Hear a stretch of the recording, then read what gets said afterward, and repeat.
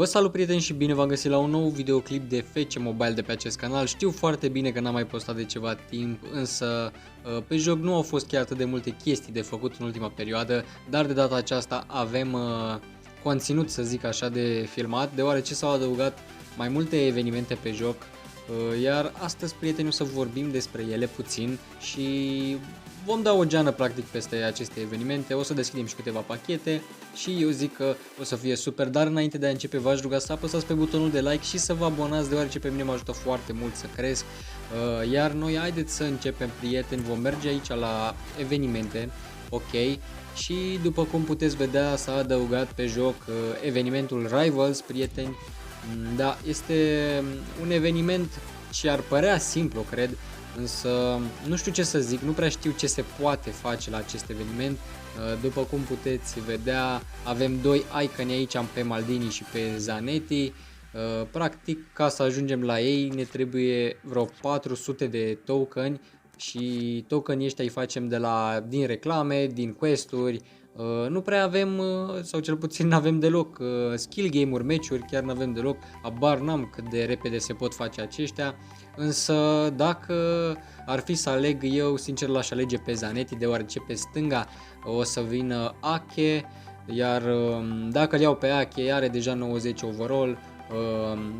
Eu zic că va sta acolo, însă pe partea dreaptă l-am pe Walker, este bun Walker, dar are 87 rating, iar de la 87 la 92 e diferență mare, așa că 100% Zanetti va intra acolo, plus că dacă ne uităm noi puțin la Maldini, ok, la atributele acestuia, stă cam nașpa pe pace, decât 82 pace stă cam rău, dar da, cred că stă bine, sau după atribute stă foarte bine la atributele de apărare, însă Zanetti este mai echilibrat, părerea mea, are 87 la pace, iar acest pace poate crește în momentul când îi dai rank, așa că eu zic că acesta este jucătorul mai echilibrat, să zic așa, dintre cei doi.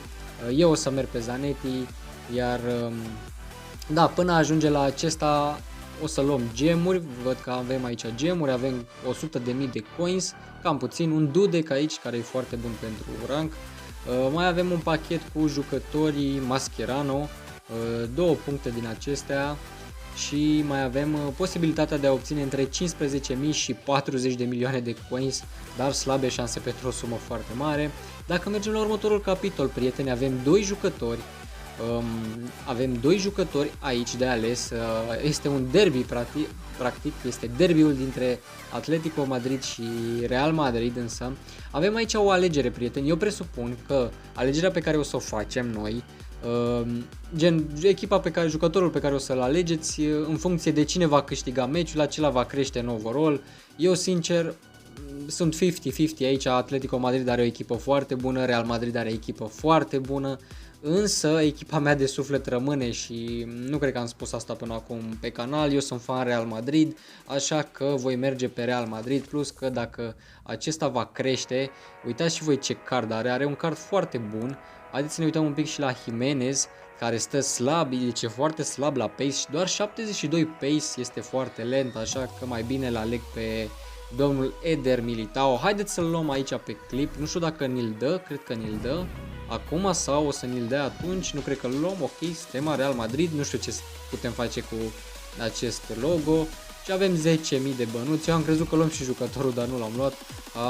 Ok, acum văd, ne-a băgat aici skill game-uri, ne-a băgat meciuri de toate, super șmecher aici. Haideți să ne uităm un pic și la Eder Militao. Nu prea îmi dau seama. Ok, trebuie să colectăm reward-urile ca să-l deblocăm de la Milestone, ca să-l deblocăm pe domnul Eder Militao. Avem aici niște reclame, văd că putem lua cu puncte aici, puncte de la acest eveniment, putem lua bănuți, gemuri, mai avem aici un jucător între 80 și 85, avem iar bănuți, mai departe jucători, avem gemuri și la final avem un dudec. Presupun că aceste milestone-uri, sau nu-mi dau seama unde ar trebui să fie milestone-uri.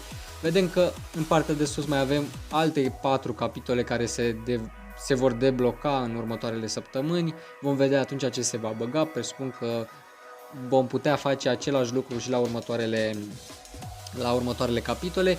Un lucru foarte mișto de precizat este faptul că avem Riyadh Derby în 7 zile, iar asta mă face să cred că va apărea la acest eveniment și Cristiano Ronaldo, deoarece este din Arabia de acolo și cu siguranță va fi și Al Nassr adăugat în acest eveniment, părerea mea.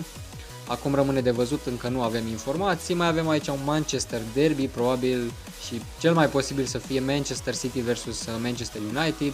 Mai avem Londra, avem derby din Londra de Nord. Ok, aici habar n-am cine ar putea fi, și la Super Clasico, iar tot așa nu am habar ce jucători, ce echipe ar putea fi aici, însă rămâne de văzut, nu este asta o problemă. Acum băieți, haideți să mergem și noi un pic pe store, deoarece avem câteva pachete de deschis. S-a adăugat și Black Friday, chiar că nu am apucat să vorbim despre Black Friday. Haideți să vedem pachetele. Avem un pachet aici, un jucător între 85 și 86, UEFA Euro 2024 gift, ok, deci practic e un gift. Avem niște jucători, da, nu prea buni aici, dar acest Van Dijk n-ar fi chiar atât de rău, sincer, arată binișor. Grealish acesta este cam slab. Mai avem un Chiesa aici care are pace, este destul de bunicel, un Dembele care și el stă bine pe pace. Alți jucători, da, nu prea mai sunt. Haideți să-l deschidem, vedem ce ne pică. Poate ne dă un jucător ok, cel puțin cu pace aș vrea. Haideți să vedem cine este și ok, este spaniol, cred că nu e bine, atacant de la Atletico Madrid. Este vorba despre Morata de 85, foarte slab, deoarece nu va prinde niciodată echipa mea, însă poate îl băgăm la vreun X5, vedem noi ce facem cu el, nu e asta o problemă. Ok, vreau să mă mai uit dacă mai avem niște pachete gratis de deschis, dar nu cred că mai avem, poate la Rivals. Ok, avem aici un jucător, este șansa să ne pice un jucător între 70 și 88, poate ne dă și nou un jucător destul de mare, nu știu dacă aș putea băga pe cineva de aici în echipa mea, însă un overall acolo mare în echipă, un jucător cu un rating mare în echipă este binevenit. Haideți să deschidem și acest pachet, să vedem ce ne pică. Iar după cum pare, nu prea e bine deloc, deoarece ne pică un jucător de 70 și 2 puncte Red Rivals Token, ok. Deci foarte slab acest pachet, prieteni. Nu cred că mai avem alte pachete free de deschis. Iar acum, băieți, o să mergem să deschidem câteva pachete cu gems, deoarece sunt niște pachete bunicele aici. Eu zic că pachetul acesta merită luat, acesta cu 1250 de gemuri, așa că haideți să-l deschidem, dar înainte vedem aici jucătorii, sunt niște jucători absolut senzaționali. Avem un Pușcaș, prieten, care arată excelent, un Luka Modric care la mijlocul terenului eu cred că o să fie bombița acolo, un Salah care nu mai are nevoie de nicio precizare, Cannavaro, Barella, Hernandez, Araujo, Xavi, Valverde, de ce nu chiar și Donnarumma. Avem jucători foarte buni. Pot să deschid și eu acest pachet de 2 ori, așa că haideți să vedem, poate dă norocul peste mine să deschidem aici, băieți. Haideți să-i dăm aici cu pachetul să vedem dacă ne pică ceva bun. Avem 100.000 de bănuți, 2 token din aceea, un Axel Witsel, ok, și Axel Witsel a fost cel mai mare jucător din acest pack, doar de 81, un pachet foarte slab. Haideți să mai deschidem unul, poate de ce nu avem un walkout. Hai să vedem dacă avem walkout și nu avem walkout, însă avem 600.000 de bănuți, băieți. Haideți să vedem și jucătorul, să vedem, este 84, Braithwaite, jucătorul care a evoluat și la Barcelona. Este decent, chiar decent, ok. Da, nu mai am alte gemuri pentru a deschide următoarele pachete, însă nu este asta o problemă, deoarece o să mai fac probabil gemuri și vom mai deschide pe acolo câte ceva.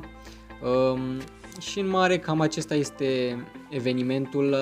Da, mai mult am fost să dăm o geană peste acest eveniment, prieteni, însă nu știu exact ce reward-uri se pot face de la acest eveniment.